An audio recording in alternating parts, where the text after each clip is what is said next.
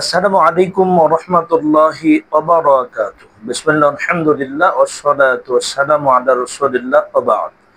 সুপ্রিয় দর্শক, আপনাদের সকলকে আমাদের পিওর দাওয়া অফিসিয়াল ইউটিউব চ্যানেলের পক্ষ থেকে আন্তরিক অভিনন্দন, মোবারকবাদ জানাচ্ছি। আপনাদের সকলের সুস্বাস্থ্য কামনা করে আজকে আমরা গুরুত্বপূর্ণ একটা বিষয়ে কথা শুনবো ইনশাআল্লাহ। দিনী ভাই এবং বোনেরা, আমরা জানি আজকে ইয়ৌমে আরাফা। আল্লাহ তাআলার প্রেমে আসক্ত হয়ে আল্লাহ তাআলার বিধান পালনের জন্য আল্লাহর ঘর বাইতুল্লাহ প্রেমী মানুষগুলা গোটা বিশ্বের আনাচে কানাচে থেকে তারা একত্রিত হয়েছে মাক্কাল মুকাররমা, যেখানে তারা মিনা, মুজদালিফা এবং আজকে তারা আরাফার মাঠে অবস্থান করছে।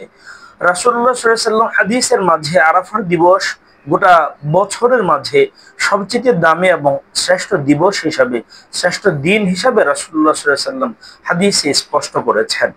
আজকে আমরা গুরুত্বপূর্ণ একটা বিষয় জানবো। আরাফার দিবসে আল্লাহ তাআলা মানুষের নিকটবর্তী হন, আল্লাহ তাআলা নেমে আসেন এবং যে আমল করলে আল্লাহ তাআলা মানুষকে ক্ষমা করে দেন, যে দোয়াটা বেশি বেশি পরিমাণে করলে আল্লাহ তাআলা মানুষকে ক্ষমা করে দেন, সেই দোয়াটা ইনশাআল্লাহ আমরা জানবো এবং সেই দোয়াটা আমরা করব, যে দোয়ার মাধ্যমে আমরা আল্লাহর কাছ থেকে ক্ষমা পাবো এবং জাহান্নাম থেকে আমরা মুক্তি পেয়ে যাব। দিনী ভাই এবং বোনেরা, রাসূলুল্লাহ সাল্লাল্লাহু আলাইহি সাল্লাম হাদিসে বলছেন যে আল্লাহ তাআলা এই দিনে আল্লাহ তাআলা জমিনে মানুষের নিকটে আল্লাহ তাআলা অবতরণ করেন। সুম্মা লা ইয়াদানু, আল্লাহ তাআলা মানুষের নিকটে অবস্থান করে নিকটে চলে আসেন। এরপর রাসূলুল্লাহ সাল্লাল্লাহু আলাইহি ওয়াসাল্লাম বলেছেন ওয়া ইউবাহি বিহিমুল মালাইকা, আল্লাহ তাআলা ফেরেশতাদের কাছে এই মানুষগুলাকে নিয়ে, আরাফার মাঠে যারা উপস্থিত তাদেরকে নিয়ে আল্লাহ তাআলা গর্ববোধ করেন। রাসূলুল্লাহ সাল্লাল্লাহু আলাইহি ওয়াসাল্লাম হাদিসে বলেছেন খায়রুদ দুআই দুআউ ইয়াউমি আরাফা, পৃথিবীর মানুষে যত দোয়া করে আল্লাহ তাআলার কাছে সবচেয়ে শ্রেষ্ঠ, সর্বশ্রেষ্ঠ, সর্বোত্তম দোয়া হচ্ছে দুআউ ইয়াউমি আরাফা। আরাফা দিবসের দোয়া আল্লাহর কাছে সবচেয়ে দামি, সবচেয়ে শ্রেষ্ঠ দোয়া হচ্ছে আরাফা দিবসের দোয়া। দিনী ভাই এবং বোনেরা, আরাফা দিবসে কোন দোয়াটা আমরা করব, এটাও রাসূলুল্লাহ সাল্লাল্লাহু আলাইহি ওয়াসাল্লাম হাদিসে স্পষ্ট করেছেন।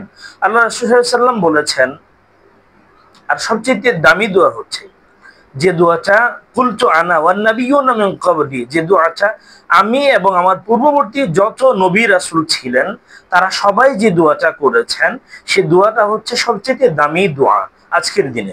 সে দোয়াটা কি? রাসূলুল্লাহ সাল্লাল্লাহু আলাইহি ওয়াসাল্লাম হাদিসে সেই দোয়ার কথা বলেছেন।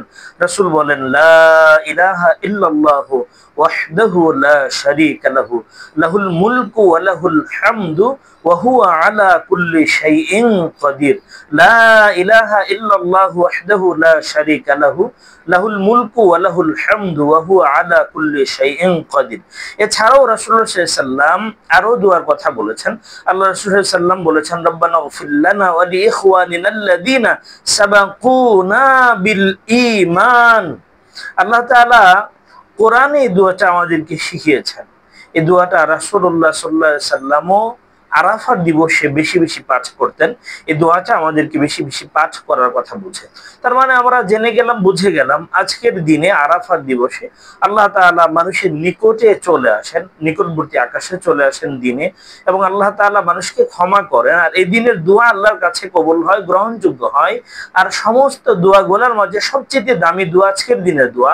আর সমস্ত দামি দোয়ার মাঝে সবচেয়ে দামি দোয়া হচ্ছে যে দোয়া নবী করেছেন, অন্যান্য নবী রাসূলগণ, পূর্ববর্তী নবী রাসূলগণ করেছেন। আর সেই দোয়া হচ্ছে লা ইলাহা ইল্লাল্লাহু ওয়াহদাহু লা শারীকা লাহু লাহুল মুলকু ওয়া লাহুল হামদু ওয়া হুয়া আলা কুল্লি শাইইন কাদির।